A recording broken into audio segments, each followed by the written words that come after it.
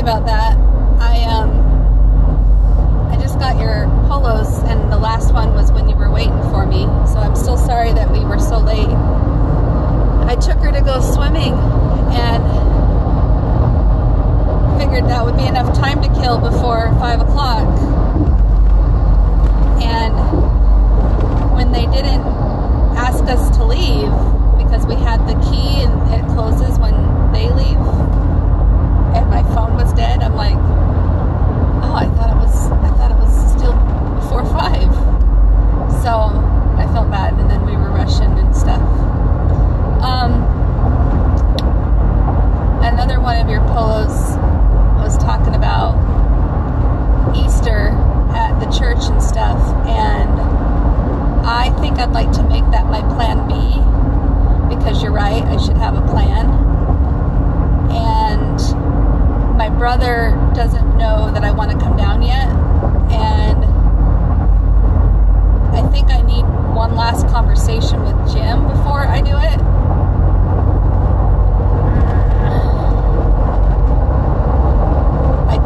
Out of respect, not so much permission, or of course, I'm not trying to get permission from him. But my plan A is to talk to Jim, and if he seems... we have a therapy session tonight, so I could probably talk about it to him in front of the therapy person. And then,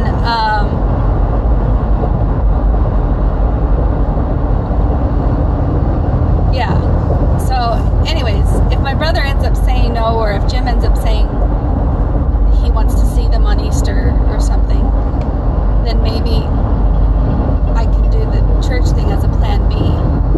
And yeah, I do feel myself getting stronger, but I think it's like repetitions. Like when you're in the gym and you can't lift 100-pound weights just yet, you've got to like start off with smaller weights and just do a couple of reps, and then you do a few more reps with those smaller weights, and then maybe you increase the weight size, maybe you increase the reps. Like the more you do it, the more tolerant you build up to it. And I'm not quite where I want to be, but I'm definitely feeling stronger than before. I definitely feel like I got some muscle. I got some muscle to my personality where I feel like I can leave now, whereas I didn't feel so capable before.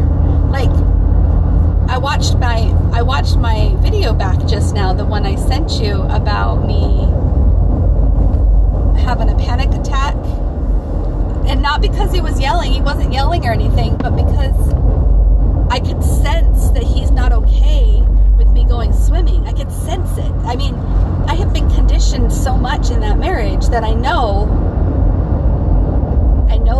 what he's thinking and feeling, even if he doesn't say it. So I was panicking and feeling like I needed to make it right with him, because that's my PTSD response. And even in my PTSD response, I felt like I couldn't leave the driveway. I felt like I had to sit in the car and wait for my clothes to dry and process my feelings in the driveway. And I'm like, you can wait for your clothes to dry and process your feelings somewhere else, Crystal. Go get your clothes later. And I did. I ended up going there later that evening because Jim was bugging me to come pick up my clothes. And I didn't respond right away. I didn't even know that he was messaging me. I wasn't looking at my phone. Because my phone had turned off, right? My phone was turned off because I was at the pool with Brooklyn and didn't even know that he was messaging me also. So, by the time I got his messages, he finally said in his last message, never mind, something like that. I took care of it or something like that. And so when I went back to the house, the kids, both Brooklyn and Matthew, won't let me go back in there. They say I'm grounded. And Brooklyn goes in and gets my clothes, and her dad had put them in a garbage bag for me. So she had to get the garbage bag. Oh, and he was already cleaning out the dining room again. Because I cleaned up the dining room, but I didn't do a perfect job. And so he was finding things that in the dining room that belonged to me. So he put them at the edge of the driveway when Brooklyn was grabbing the clothes, so that she could put those things in my car as well. So I got more crap from the house I didn't even know I had in there. But anyways, I just want to say thank you again, because you're right, I need a plan with my brother. And because Jim's parents are very, they've always been the one that did Easter. When I didn't have plans with my brother, they were the ones that we would go to. I didn't go anywhere else on Easter except for my brothers or my mother-in-law. So out of respect for them, they may want to see their grandkids on Easter too. And if they haven't talked about it with their son, and he doesn't claim them or help me share them that day or something, this is all so new. I don't even know what I'm doing anymore. There's that little voice in my head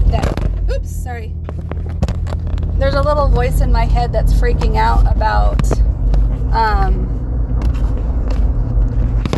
there's a little voice in my head that's freaking out about what? What am I freaking out about? Why would I say that? I don't know. I don't remember that voice. Well, there was a voice I was just about ready to talk about. What were we talking about? Oh, about sharing the kids on Easter. And then my phone died, and my phone dropped, and then I was turning and I was focusing, and okay. Anyways, a little voice in my head. Oh, that says that I shouldn't be the harlot that left her husband and have to share kids. I should be with my husband. That should be. Like, I have such a little judgmental, angry, stick up her ass, like, prude version of myself inside my head that's yelling at me a lot about me leaving, because I was supposed to stay married.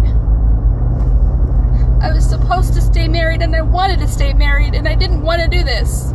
And it makes me mad. It makes me mad that I basically, my hand was forced. My hand was forced to leave. Why? Because I was suicidal.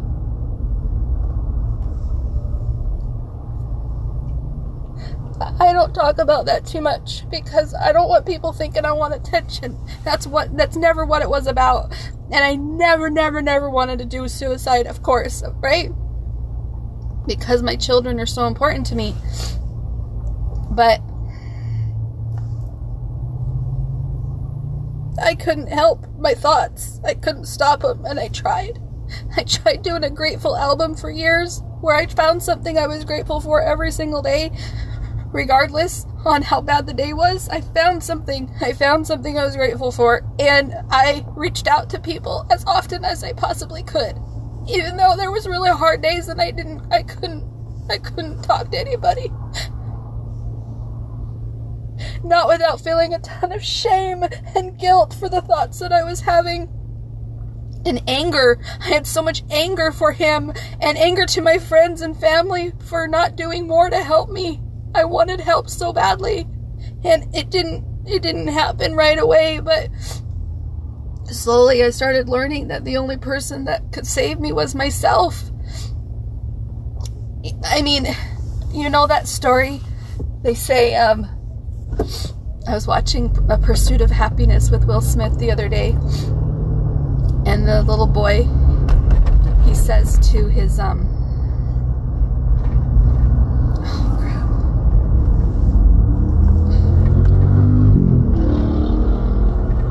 I'm confused, I'm sorry. I just went the wrong way, so I need to focus.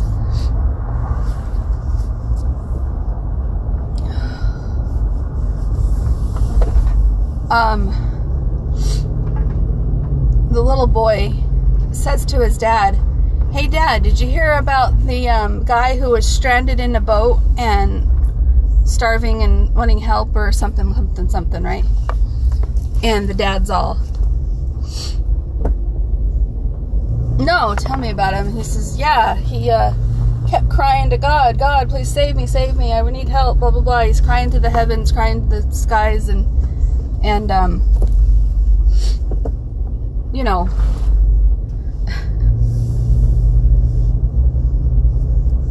he kept saying, "God, I want you to pick me up, take me away, fly me away from here, blah, blah, blah, save me, save me, save me. And then another boat comes by and, you know, asks the guy if he needs help. He goes, no, that's okay. I'm waiting for God. God's going to come save me. So then the boat swims by, you know, goes on by. And then the next time, you know, save me, save me, save me. And the second boat comes by, and I'm totally paraphrasing what this little boy said because it was so much better in the movie. But anyways,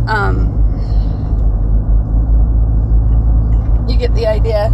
A second boat comes by, a third boat comes by, and then finally the guy dies because he never took the offer of the boats to save him, right?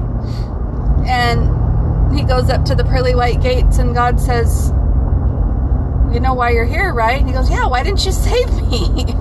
And he goes, you dummy. I sent 3 boats. Why didn't you take me up on my offer? You know what I'm saying? Something like that. I've totally butchered that whole story. But anyways, oh crap. I feel like I'm not really good at directions. Especially downtown Phoenix. I'm at 19th and Marylandish.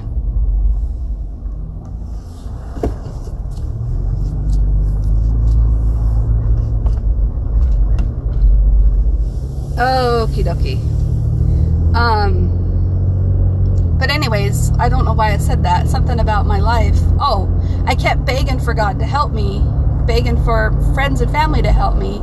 And the more and more I kept learning, I think God kept trying to show me that the only person that could make this decision for me was me. And I felt like,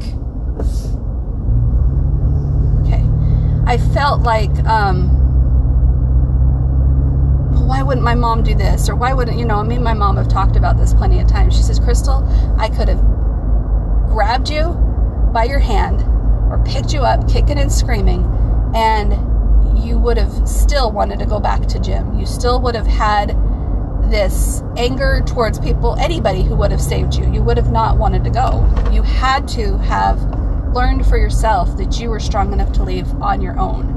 And I did leave on my own. Even though I leaned on my mom for financial support, I had to do it on my own. And that is the part that I think God was showing me, was that I need to get strong enough to do this on my own. And I'm not 1,000% as strong as I was hoping when I'd leave, right? I knew I was leaving someday, but I was like, okay, I'm just going to keep getting stronger and stronger so that I won't want to go back once I leave, because I don't want to be that woman that keeps going back, right?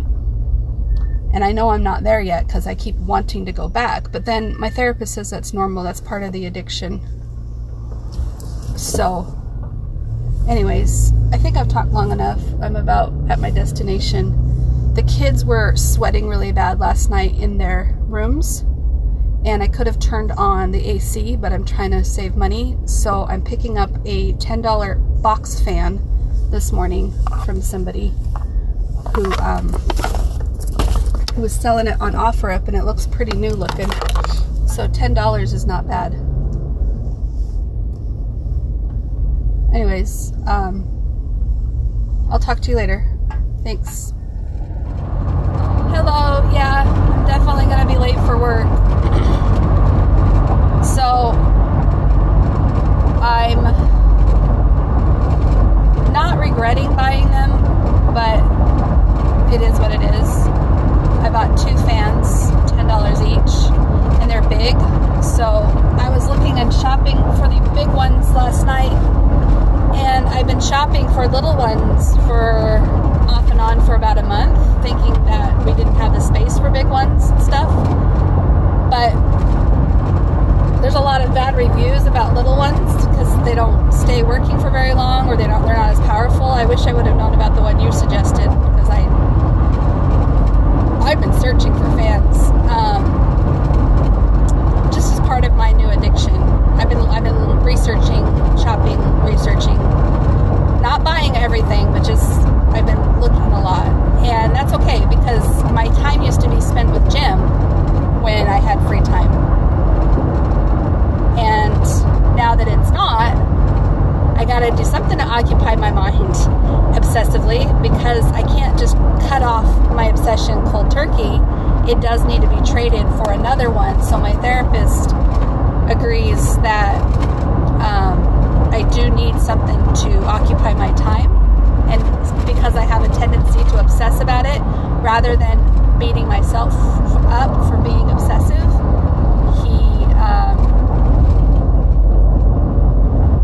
he wants me to do other things that aren't going to be costly and stuff, of course. And when I do decide to buy something, I have this underlying rule that I don't want to buy it brand new if I don't have to. So that's the only reason why I spend so much time and gas and energy and blah, blah, blah, going out and getting $10 box fans rather than buying brand new $10 small table fans or whatever. I don't know. That's my excuse and I'm sticking to it. I don't I do agree with you about having 2 celebrations. I don't want to be around him and his parents. It's definitely not the healthiest place for me to be. However, I feel that for my soul to stop creating such a monster out of the confrontation, like, I am so fearful of the confrontation someday that the longer I go not confronting it, the bigger I'm building it up in my mind, which is exactly the definition of anxiety. The more you avoid the thing you're anxious of, the bigger the anxiety becomes over it. So I'm trying to maybe think of how Easter could be our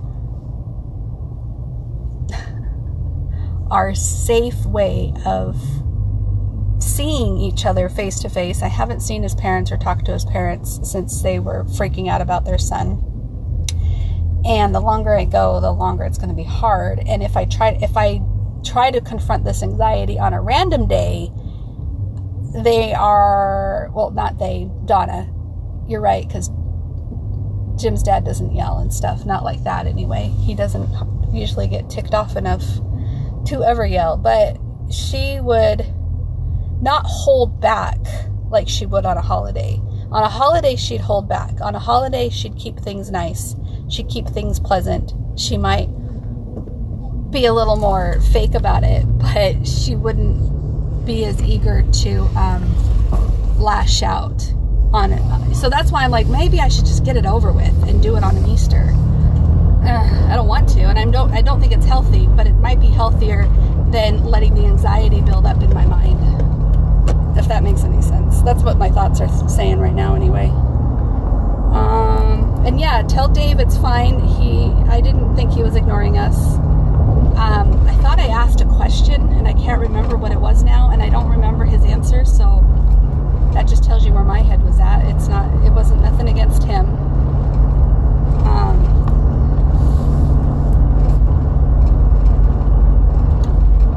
Yeah, that would be frustrating to be fixing something and it's still not working. Oh, my hand is hurting me so bad. I can't remember what else we were talking about.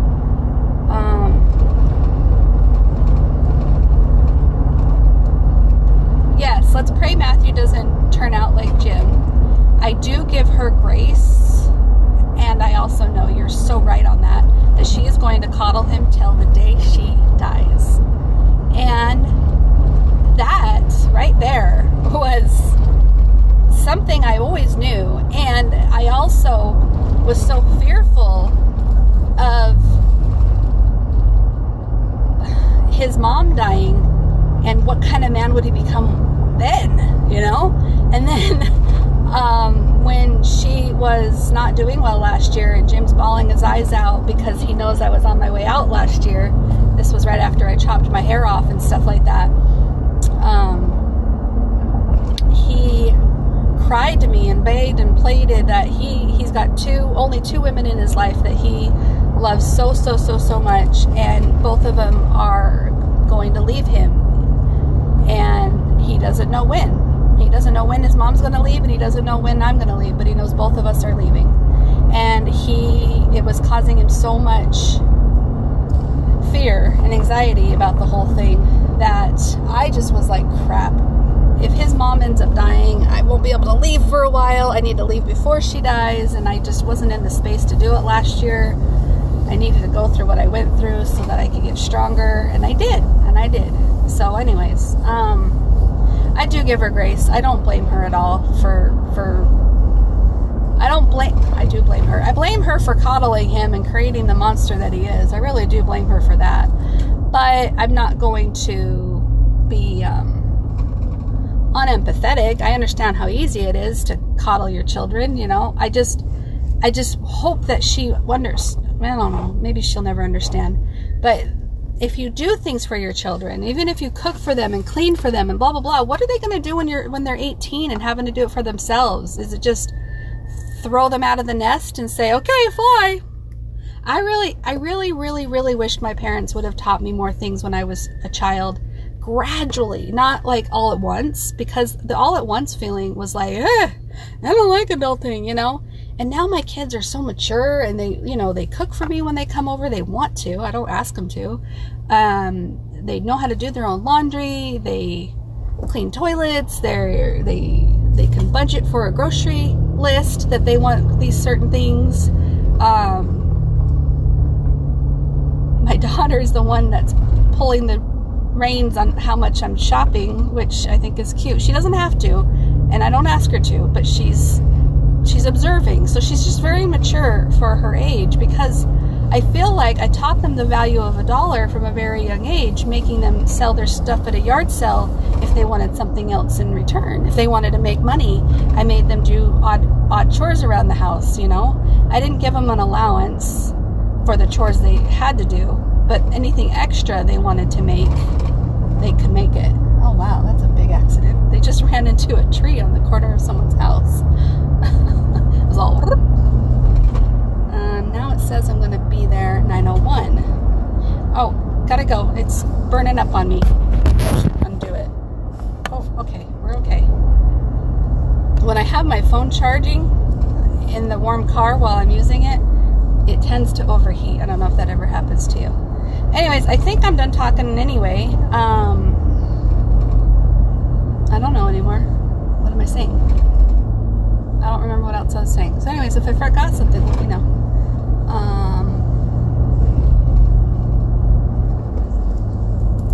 Yeah, it's just talking about enabling. Because enabling can come in all kinds of forms, is all I'm saying. It doesn't have to be, enabling someone's alcohol. Oh, your fiance of 4 years. Yeah. I think, she definitely didn't want to see it, but I bet she saw it later.